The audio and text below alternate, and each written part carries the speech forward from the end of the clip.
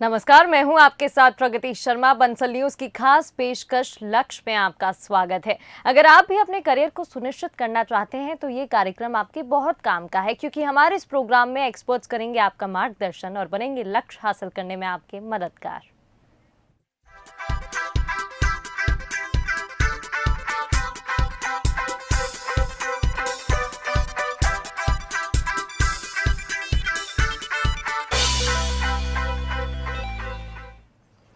तो हमारे खास कार्यक्रम लक्ष्य में हम आपको उन लोगों से रूबरू कराते हैं जो शिक्षा के लिए बेहतर काम कर रहे हैं, छात्रों के मन में करियर को लेकर उठने वाले सवालों का जवाब देते हैं और कैसे शिक्षा का स्तर बढ़ सके, बेहतर हो सके, इसके लिए प्रयास कर रहे हैं। लक्ष्य की इस खास पेशकश में आज हमारे साथ भोपाल से मंजू तिवारी जी, जो महर्षि विद्या मंदिर, रतनपुर, होशंगाबाद रोड, भोपाल की पोस्ट ग्रेजुएट टीचर हैं। साथ में उनकी स्टूडेंट सौम्या सिंह मौजूद है। आप दोनों का बहुत बहुत स्वागत है लक्ष्य में। Thank you. सबसे पहले मंजू जी, मैम आपके पास मैं आना चाहूंगी, स्कूल के बारे में जानना चाहूंगी। सर्वप्रथम, कितने सालों से ये स्कूल संचालित हो रहा है, किस तरीके से बच्चों को शिक्षा दी जाती है यहाँ पर? जय गुरुदेव मैम, गुड इवनिंग। मैं आपको बताना चाहूँगी, मैं महर्षि विद्या मंदिर रतनपुर स्कूल से हूँ। अवर school is a part of Maharshi global education movement और हमारा स्कूल 1991 से है। And as in India, it is the largest chain of schools. 153 branches हैं in 15 states. बेसिक हम लोग लेकर चलते हैं ट्रांसेंडेंटल मेडिटेशन प्रोग्राम को। As transcendental meditation program is simple, effortless technique. हमारे स्कूल में बच्चे सुबह और स्कूल ओवर होता है तब दोनों समय ध्यान करते हैं और यह ध्यान से काफ़ी लाभान्वित होते हैं। मैं लास्ट 7 ईयर्स से यहाँ पर सर्विस में हूँ and just it proves that job satisfaction is over there just because of transcendental meditation programme and Siddhi programme. जी मंजू जी, इस मेडिटेशन प्रोग्राम की जो आप बात कर रही हैं, जिक्र कर रहे हैं, किस तरीके से इसमें बच्चों को मेडिटेशन के बारे में बताया जाता है, क्या क्या एक्सरसाइज रहती हैं, और स्कूल के बारे में क्योंकि आप बता रही थी कौन कौन सी क्लासेस हैं स्कूल में। पिक्चर्स हम देख पा रहे थे, दर्शकों को भी तस्वीरें दिखा रहे थे, आपकी स्कूल की लैब्स भी दिखाई दे रही थी। थोड़ा और बताइए स्कूल के बारे में। जी मैम, हमारे यहाँ बहुत अच्छे से सारी लैब्स हैं, उसमें science labs, language labs, maths lab and all.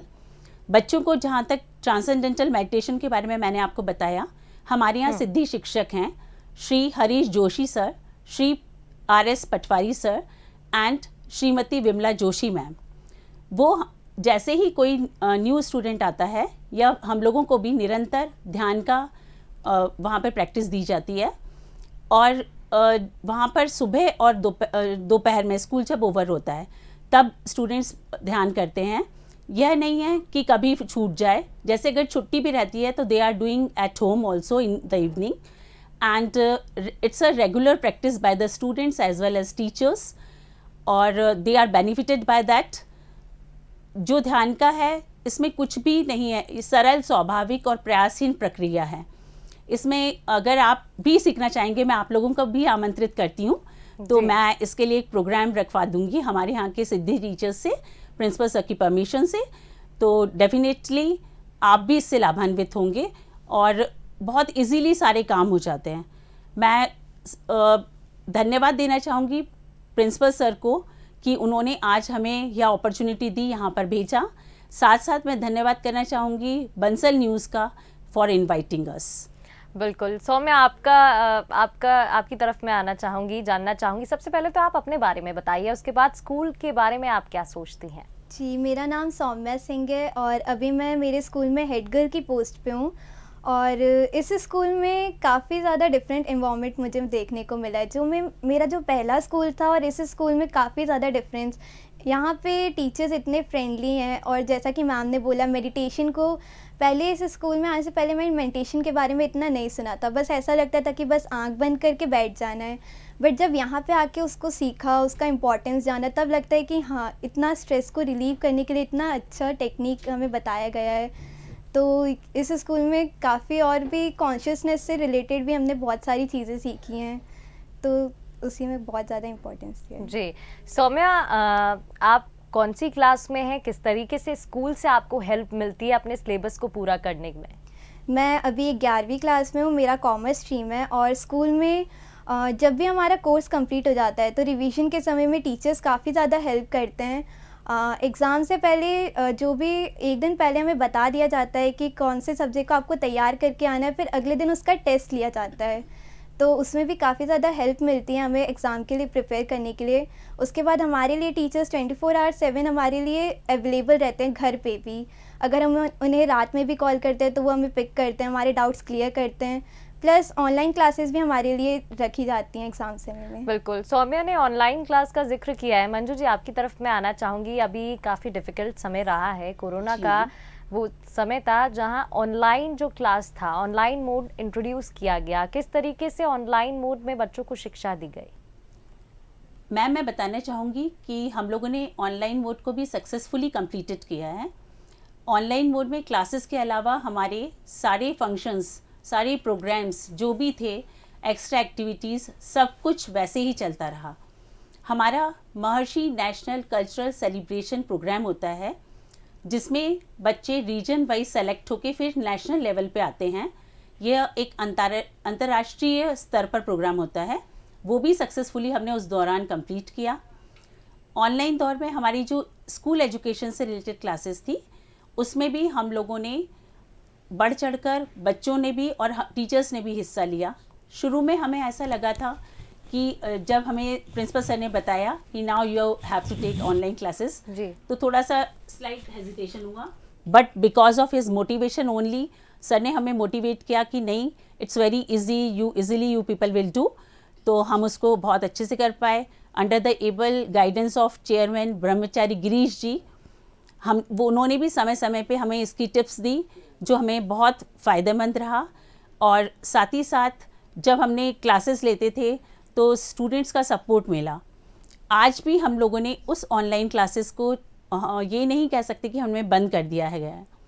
जो बच्चे एब्सेंटीज़ हैं रहते हैं या फिर जो बच्चे हम कहेंगे स्लो लर्नर, थोड़े से जल्दी ग्रास्पिंग पावर नहीं रहती, उनके लिए शाम के समय हम लोग अलग से वक्त देकर भी, अलग से टाइम देकर भी क्लासेस लेते हैं जी। और बहुत अच्छा रिजल्ट आता है। जैसे अभी एग्ज़ाम टाइम है, हम समय समय पे जो भी रेमेडियल क्लासेस रहती हैं, प्रैक्टिकल्स की टिप्स रहते हैं, आसानी से शाम को उनको लिंक शेयर करके और उनके साथ हम उनकी क्वेरीज को सॉल्व करते हैं। और 24/7 जैसा कि आपको सौम्या ने भी बताया, we teachers are ready to help them. बिल्कुल। मंजू जी, आपसे एक सवाल पूछना चाहूँगी। सौम्या अभी जिक्र कर रही थी कि बिल्कुल फ्रेंडली इन्वायरमेंट यहाँ पर है, टीचर्स भी बिल्कुल फ्रेंड की तरह रहते हैं और इससे कहीं ना कहीं बच्चे इजीली ग्रैस्प भी कर पाते हैं, जो आपने अभी कहा। इसको आप कैसे देखती हैं? जी मैम, मैं बिल्कुल एग्री करती हूँ कि सौम्या ने जो कहा वो 100% सच है। फ्रेंडली एटमॉस्फेयर ऐसा रहा कि just they are like our kids. हमें कभी लगता ही नहीं है कि ये हमारे स्टूडेंट्स हैं। आप कभी आकर देखेंगे तो पाएंगे कि एक ऐसी बॉन्डिंग है between teachers and students. Even they are discussing their family matters with teachers. If they are having any problem, they approach to their class teachers directly. And जो अगर स्टडीज़ में भी है, उनको नहीं समझ में आता, तो उस अच्छी बॉन्डिंग होने के कारण, उस अच्छे रिलेशन होने के कारण वो बहुत खुलकर हमें बता पाते हैं कि नहीं मैडम, हमको ये समझ में नहीं आया या ये सब्जेक्ट इज़ थोड़ा सा डिफ़िकल्ट जा रहा है, just help me in this and all.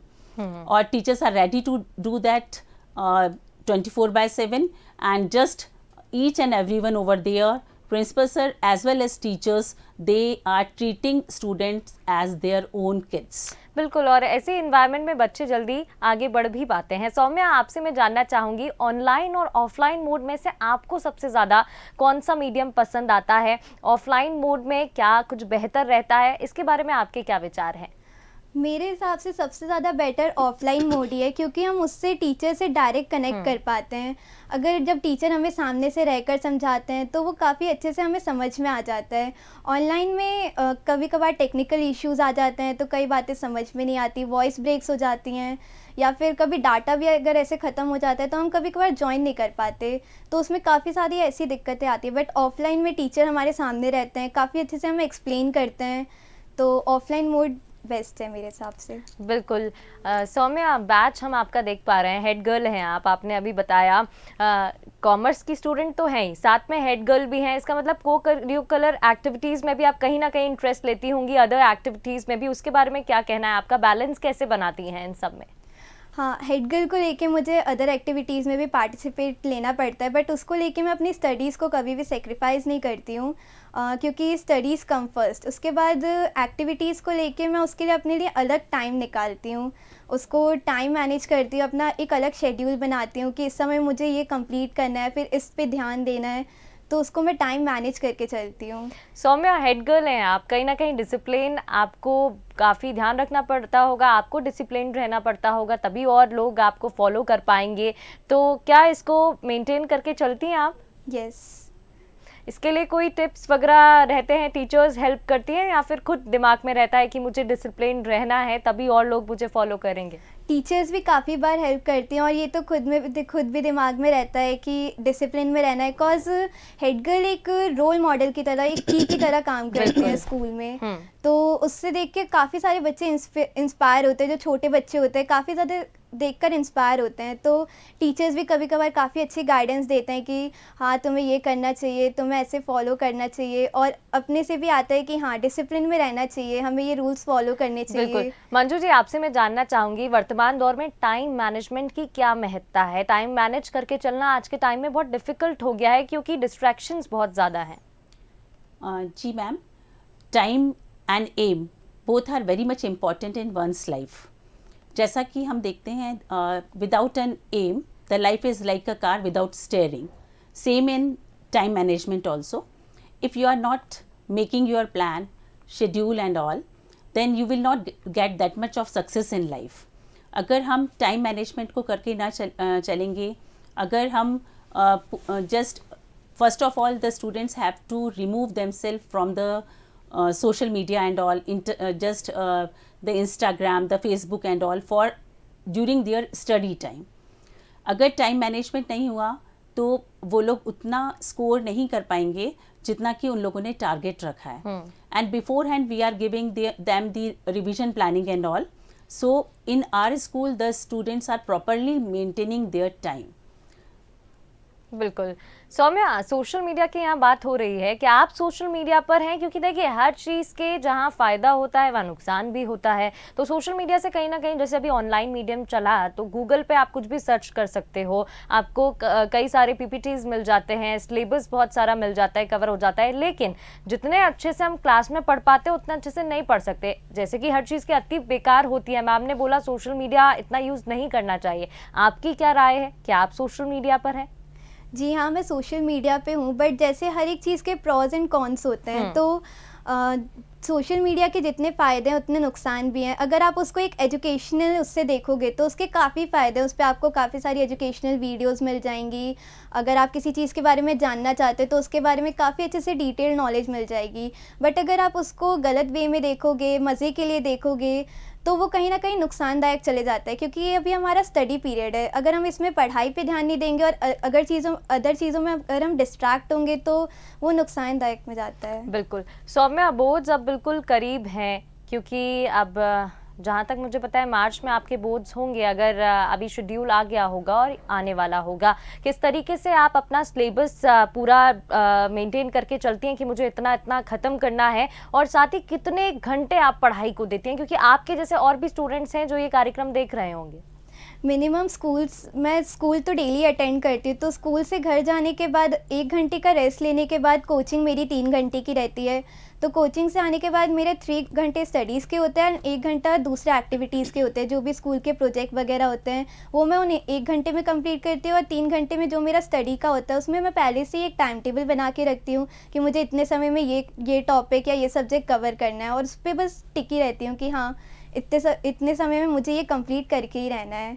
तो ऐसे मैं मैनेज करके चलती हूँ। बिल्कुल बिल्कुल ठीक है, आपने मैनेज करना बहुत ज़रूरी होता है और बैलेंस बना के रखना भी ज़रूरी है, जैसा आप करती हैं, आपने अभी बताया। मंजू जी, आपसे मैं जानना चाहूँगी, जिस तरीके से सौम्या बता रही है कितना ज़्यादा वर्कलोड हो जाता है, प्रेशर भी कहीं ना कहीं उतना ही बढ़ जाता है। जैसे अभी सोशल मीडिया का भी हमने जिक्र किया, डिस्ट्रैक्शन भी होते हैं, ऐसे में एंग्जाइटी, डिप्रेशन, प्रेशर, ये 3 चीज़ें ऐसी हैं कि आजकल प्रेशर, डिप्रेशन होता ही है बच्चों में लाजमी, इसको आप कैसे देखती हैं? क्या काउंसलिंग बच्चों की जाती है apart from meditation? Yes ma'am, first of all meditation है, ट्रांसेंडेंटल मेडिटेशन जो है वो है ही इसलिए कि just to live stress free and strain free life for the students, and just I told you earlier कि increase learning ability and all. अगर मैं बोलना यहाँ पर बताना चाहूँगी कि ट्रांसेंडेंटल मेडिटेशन का है, स्ट्रेस है, अगर कोचिंग की बात करते हैं तो coaching is a extra boost for them. School में ही सब कुछ बताया जा रहा है, कराया जा रहा है, प्रॉपर क्लासेस लग रही हैं, लेकिन for competitive exams and all the students are going towards coaching classes. And और साथ में जहाँ पर अगर ध्यान होता है हमारे बच्चों में, कहीं पे भी स्ट्रेस नहीं देखा जाता है. अगर आप इस चीज़ को मैं तो कहूँगी कि बंसल ग्रुप को भी इम्प्लीमेंट करना चाहिए. इट्स अ गुड प्रैक्टिस कि आप खुद उसके रिजल्ट देखेंगे. ये साइंटिफिकली प्रूव्ड है मैम. इस पर 700 रिसर्चेज हुई हैं कि इसके जहाँ पर अगर ध्यान होता है, कराया जाता है, प्रॉपर मेडिटेशन होता है विदाउट स्किपिंग, अगर हम मिस नहीं करते हैं, definitely the results are so much surprising कि सबको अचंभित कर देती हैं. इसका जीता जाता उदाहरण है मैम, अभी जो जागृति अवस्थी का सिलेक्शन हुआ था IAS, तो वो है, वो भी हमारे स्कूल से गई है. हमारे स्कूल के बहुत सारे बच्चे वो खुद एंटरप्रेन्योर हैं जो दूसरों को जॉब दे रहे हैं. तो बिकम कॉन्फिडेंट इन लाइफ. तो स्ट्रेस वाली बात तो कहीं मुझे देखने को ही नहीं मिलती स्कूल में. बिल्कुल, एंटरप्रेन्योरशिप बहुत ज़रूरी है. प्रधानमंत्री मोदी भी कहते हैं कि नया भारत यही है जहां पर आपको जॉब लेने वाला नहीं, जॉब देने वाला बनना है. और अगर स्कूल में ये सारी चीज़ें सिखाई जा रही हैं तो इससे बेहतर क्या हो सकता है. सौम्या, आपके पास मैं आना चाहूँगी, जैसे कि अदर एक्टिविटीज़ में भी आप पार्ट लेती हैं, स्पोर्ट्स वगैरह में भी. ओवरऑल डेवलपमेंट के लिए पार्ट लेना उतना ही महत्वपूर्ण होता है. पेरेंट्स से कितना सपोर्ट मिलता है, क्योंकि बोर्ड्स का टाइम है, प्रेशर कहीं ना कहीं घर से भी होता है? पेरेंट्स भी मेरे काफ़ी ज़्यादा सपोर्टिव हैं. हाँ, उनका कहना है कि अपनी स्टडीज़ को हमेशा फ़र्स्ट रखो, बट बाकी की चीज़ें भी उतनी इम्पॉर्टेंट है जितनी स्टडीज़ इम्पॉर्टेंट है. क्योंकि एक ओवरऑल डेवलपमेंट के लिए स्टडीज़ ही सब कुछ नहीं होती. उसके लिए आपको एक्टिविटी, स्पोर्ट्स, ड्राइंग, आर्ट्स, हर चीज़ में आगे रहना काफ़ी ज़रूरी होता है. और मेरा मानना है कि सब कुछ करना चाहिए, सारी चीज़ें आनी चाहिए. तो पेरेंट्स भी काफ़ी ज़्यादा सपोर्ट करते हैं उसमें. हाँ, कहते हैं कि पढ़ाई पे पहले फोकस करो, पहले पढ़ाई कंप्लीट करो, उसके बाद दूसरी चीज़ों पे अपना टाइम लगाओ. बट हाँ, और बेस्ट पार्ट सौम्या ये है कि आप सारी बातों को अच्छे से समझती भी हैं. मंजू जी, आपके पास मैं आना चाहूँगी. टेक्निकल एजुकेशन की अगर हम बात करें तो बंसल समूह भी इसमें अपना योगदान दे रहा है. आप भी इस क्षेत्र में बेहतर काम कर रही हैं, इतने सालों से बच्चों को मार्गदर्शन दे रही हैं. कोई ऐसी नीति बंसल समूह की जो आपको पसंद हो, या कोई सुझाव अपनी तरफ से आपका? सुझाव तो मैं आपको भी बता ही चुकी हूँ मेरी तरफ से कि implementation of transcendental meditation programme and Siddhi program, it's the best we can say tool. जैसे हम लोग मोबाइल के लिए एंटीवायरस रखते हैं, वैसे ही हम लोग transcendental meditation as a tool use करते हैं for students to make them stress free and strain free. Bansal समूह अपने आप में ही उस बहुत अभी दिन प्रतिदिन ख्याति मिल रही है. जैसा कि मैंने देखा, बहुत अच्छा कैंपस है. मैं एक बार गई थी वहाँ पर, और labs I like very much. Plus platform ma'am वो जो देते हैं स्टूडेंट्स को, दैट इज़ टू डिफरेंट. कि वो केवल कॉलेज में नहीं, कॉलेज से बाहर भी ले जाके बच्चों को एक प्लेटफॉर्म देते हैं just to improve their all 4 skill: listening, speaking, reading and writing. In that manner they are giving students extra support also. और मैं यही कामना करती हूँ कि दिन प्रतिदिन आप लोग भी इसी प्रकार प्रगति के पथ पर रहें. निश्चित ही. मंजू जी, ठीक कहा आपने. सौम्या, आपके पास मैं आना चाहूँगी. जैसे कि अभी मैम ने बताया कि लैब्स वगैरह, प्रैक्टिकल नॉलेज की हम यहाँ पर बात कर रहे हैं. देखिए, थ्योरी की बात करें तो वो तो हम पढ़ते ही हैं, कोचिंग भी आप जाती हैं, स्कूल में भी आपको थ्योरी वाली नॉलेज मिल रही है, लेकिन क्या प्रैक्टिकल नॉलेज भी उतनी मिल पाती है स्कूल में? जी, हमारे स्कूल में प्रैक्टिकल लैब्स वगैरह भी हैं, तो वहाँ पे टीचर्स एक्सपेरिमेंट करके भी दिखाते हैं. क्योंकि जितने अच्छे से प्रैक्टिकल समझ में आता है उतने अच्छे से हम थ्योरी नहीं समझ सकते.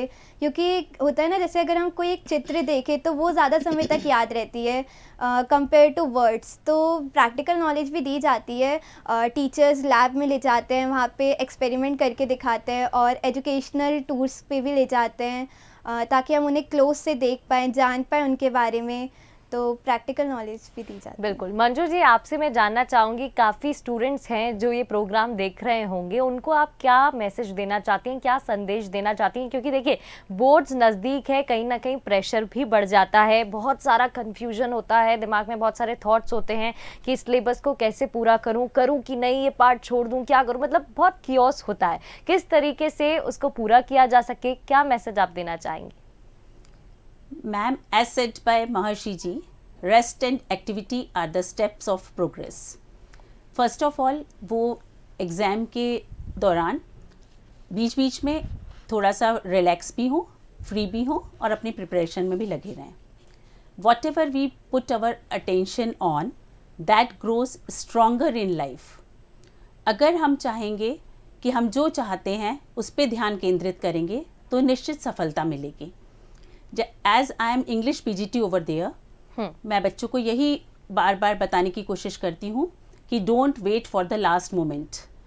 As nowadays the students are focusing on main subjects only, so I use to say कि नहीं, आपको साथ साथ इसकी प्रिपरेशन करनी है, प्रैक्टिस करनी है और अपना ध्यान पूरी तरह अपनी एम पर लगाकर रखना है, केंद्रित करना है, जिससे कि आपको अच्छा परिणाम उसका मिले. बिल्कुल, मतलब कुल मिलाकर हमें फोकस्ड रहना चाहिए, लक्ष्य जो निर्धारित किया है उस पर ही हमें सटीक ध्यान अपना बनाकर रखना चाहिए. सौम्या, आखिर में आपसे एक सवाल मैं लेना चाहूंगी, आपका क्या लक्ष्य है, कैसे निर्धारित करती हैं?